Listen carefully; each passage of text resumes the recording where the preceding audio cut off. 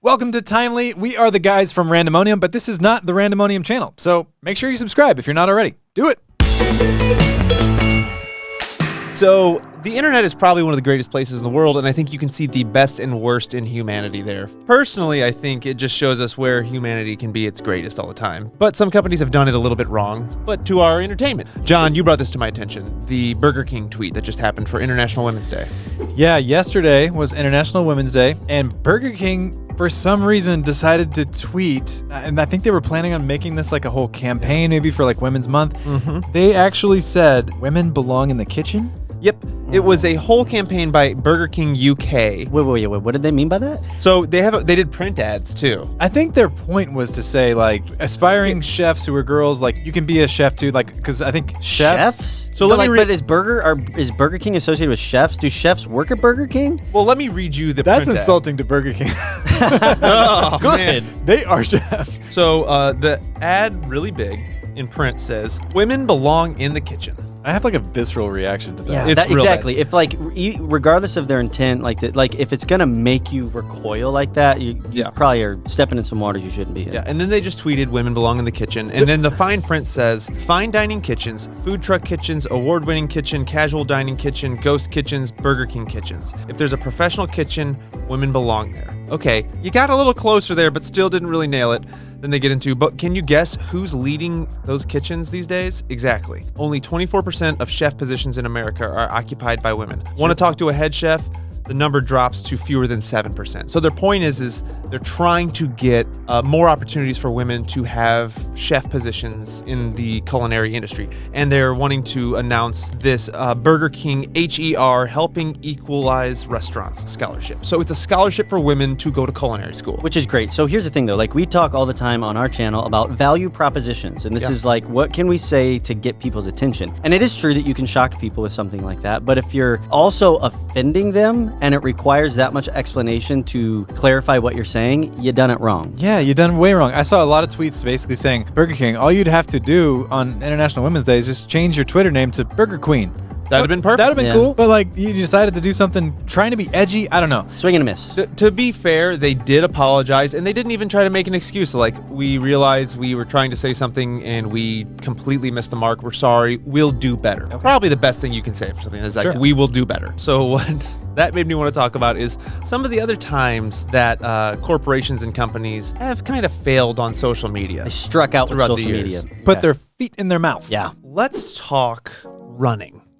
Okay. So the Boston Marathon, it's a very famous marathon for a lot of reasons. Mm-hmm. It's one of the most famous marathons in the world and America, but most recently, there was a large bombing there. Yes, about 10 years ago. Yeah, it was a horrible situation that went on. Well, in 2019, after the 2019 Boston Marathon, Adidas had sent out some emails to some people, and the title was, "Congrats, you survived the Boston Marathon." Okay. What? That was their whole email campaign. People died in the Boston Marathon bombing. They did. So they're just saying if you ran in it, you survived. Yeah, like ha ha ha. Like, and I know that one's not social media, but it's still like way out there. Not thinking about the phrasing in your campaign. Like, how did you miss that? When you say Boston Marathon, my first thing I think of now is that bombing. It is, unfortunately, it is. But maybe not for them because they're in the running world, I would think. Yeah, like maybe it's just like, I'm in running all the time. So when I think of Boston Marathon, I think of the history and I think of the races and who won last year. I get it. Another famous one that I really liked was in 2013. What do you mean you liked it? I liked it because the internet really stepped up here. Okay, good. So this is in 2013, right after the financial crisis. So the big real estate bubble burst. In what year? And this is 2013. So this is like post-financial crisis. 4 or 5 years after the real estate crisis. We've finally just been coming out of the Great Recession, and JP Morgan starts a campaign on their Twitter account. #AskJPM. They're going to have some executive, some vice president, some guy, he's going to come out there and answer any question you guys ask. Well, the internet stepped up and proceeded to ask a lot of questions in the way that you would think it as. Like one person said, "Where do I send my resume? I'm smart and have very flexible morals." And everybody just ripped into them for what... Like, people were still unemployed. Like, 2013, we were coming out of it, but we weren't even out of it yet, but just completely oblivious to the whole thing. Yeah. They didn't even do the Q&A. They just canceled it altogether, which I think is probably the right move. Acted like they didn't happen. This is one that's a little cringy. 4th of July. Okay. Independence Day for Americans. Independence Day for Americans. America's birthday. The brand American Apparel. Okay. Okay. That's a brand that should celebrate the 4th of July. Makes They've sense. got America in their name. Now, American Apparel's no stranger to controversy. Sure. Not at all. It makes some cool clothes, but their founder had a sordid past, we'll say. Well, they tried to celebrate the 4th of July with something that seems very 4th of July. What does the 4th of July remind you guys of? Fireworks, Picnics, barbecues. red, white, and blue. Red, white, and blue, yeah. Hot dogs. So you would think a picture of some smoking clouds would probably read fireworks. Uh-huh. You know? Recognize that picture from anywhere? That literally is the picture of the Challenger Space shuttle? exploding. Yeah, That's the Space Shuttle Challenger explode. I recognize the smoke plume. Yeah. And they posted #smoke, #clouds. Come on, guys. Like, wait, what? Yep. On purpose? Yeah, I don't think they knew what it was. It's a very famous explosion. Yes. Yeah. I mean, you can kind of see how you might think it was fireworks. I don't know where they got it Wait, from. what fireworks are you watching that smoke that much? That is a missile or a rocket exploding. Yeah, it didn't do well. Somebody just Googled smoke plumes and were like, cool, got it. Yeah. Post it on Instagram. Good. Gotta check for these things. In 2014, do you guys remember when the iPhones were folding and like bending? Like that was the Bendgate. thing. Bendgate. Everyone was like, oh, they're bending. yeah. It ended up being really overblown. Like you had to do some serious stuff to get those phones to bend, but people made a big deal out of it. Well, LG tried to hop in on that. Uh-oh. So LG France hops in and they post this little picture here of some of their phones just saying, don't worry, it's like our phones aren't going to bend. It's just they're trying to poke fun Oh, they're at it. asking for it there. But there's an interesting feature of Twitter in which it shows you which platform you use to tweet from. And can you Love guess which this. device they use to tweet from? They tweeted that from an iPhone. They tweeted it from an iPhone. Twitter for iPhone tweeted that. So the person who runs LG's social media doesn't even use an LG phone. They use an iPhone. Oh, no. And Twitter just lit them up for that. Oh, yeah. It's for all you sports fans out there in 2014 as well, the New England Patriots, Yeah. which are also no stranger to controversy. They aren't. Deflategate. They've been in a lot of controversies. Yeah. Spygate and Deflategate. Spygate, they're just big old gate people. They're gate people. They're a gated community. Yes, they are. I'm so sorry. Cracking myself up with gated community here.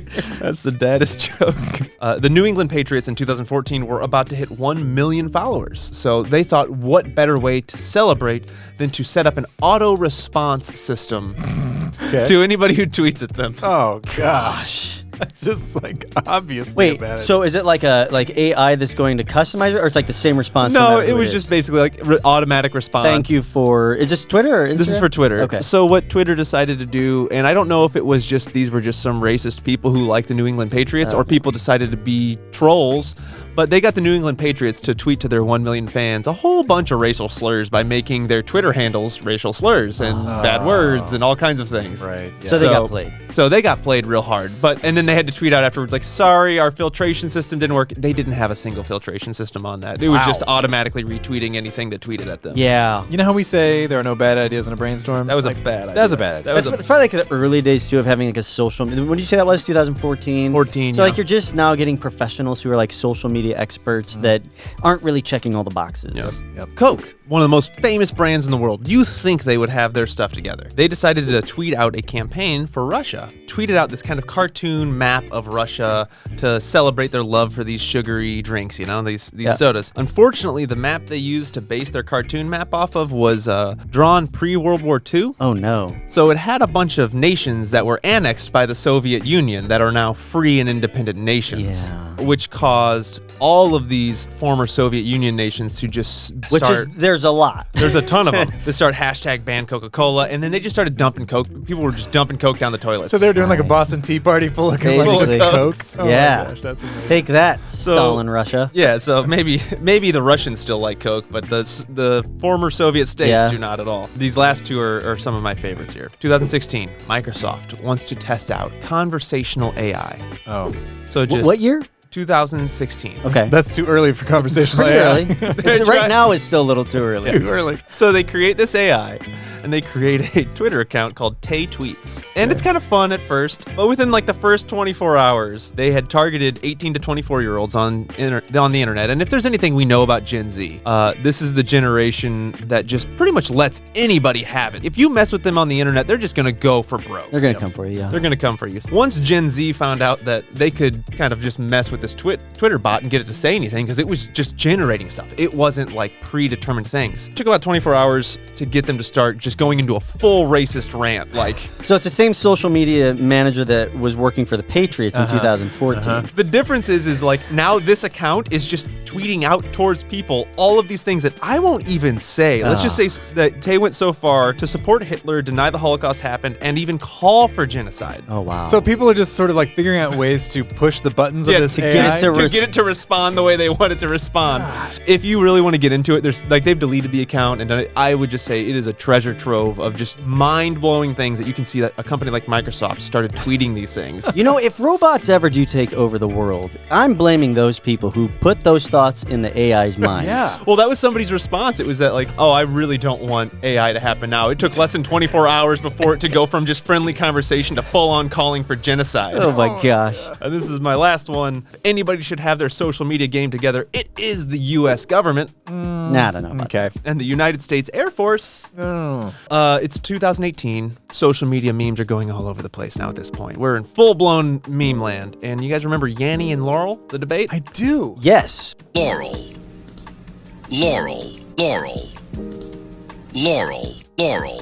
I would whichever one young people heard is the team I was on. I was on whichever one was right. Well, you know how they said like older people heard the other one? No, I don't remember that. I just No, remember, that's what they I remember said. they came out and were like, this one is the right one and this one's the wrong one. I was on the right one. Well, whenever I played it for my kids in my car, I lost my mind because I was hearing one thing and all 4 of my kids heard the other thing, and I was like, And "What is happening?" you're hearing the old Laurel? one, yeah. Well, in 2018, the U.S. Air Force decided to hop in on the trend. No, just get in on that. Just get in on that. It And the makes, US it makes sense for the Air Force. we all know what the Air Force is known for. Most notably known for bombing and shooting things from the air. A lot. That's a big common thing they're known for. Well, Also that's, protecting anyways. depends on the direction you're on. The end of that you're on. If you're on the other end of it, You're acting like we should, oh yeah, they're known for bombing. Like that's not, I They're mean, also I known mean, for they're like known for other delivering things. goods to nations Yeah. and like humanitarian. sure. weather. Giving Sure, my dad a and career you would- for 20 years. And you would think their social media would be putting that message out. But instead, in 2018, the U.S. Air Force decides to tweet, the Taliban forces in Faraz City, #Afghanistan, would much rather have heard #Yanny or #Laurel than the deafening #brrr they got courtesy of our #A10. Oh my gosh. Oh. Yeah. Hashtag read the room. And then if you read the articles about that incident, it's not great. Did somebody like get a hold of their Twitter account that wasn't supposed to be? Like that can't be their normal guy. Maybe it's like, you know, he's on his way out. And he's like, he's changing careers. He's like, you know what? One last tweet from the Air Force. Here we go. Either that or it's like an 18-year-old bro who just got into the military and they're like, let him do it. He's young. And it's like, Yeah. oh my gosh. #brrr. It's like, okay, yeah, people died in that. It was just poor taste, Yeah. poor judgment. So if the Air Force is known for things other than the bombs and the planes, they need to get somebody else on the PR department. Somebody who isn't quite as acclimated with Call of Duty. 'Cause Yeah, Bible really, is that feeling was- it. Yeah. You know So- what I think people need to do? I think they need to think. Think And that would before you solve tweet. some problems. Just stop and think. There Yeah. should be an "Are you sure?" pop up when you tweet these days. Like, tweet, "Are you sure?" You know what? No, Nah. no, I'm not. Yeah.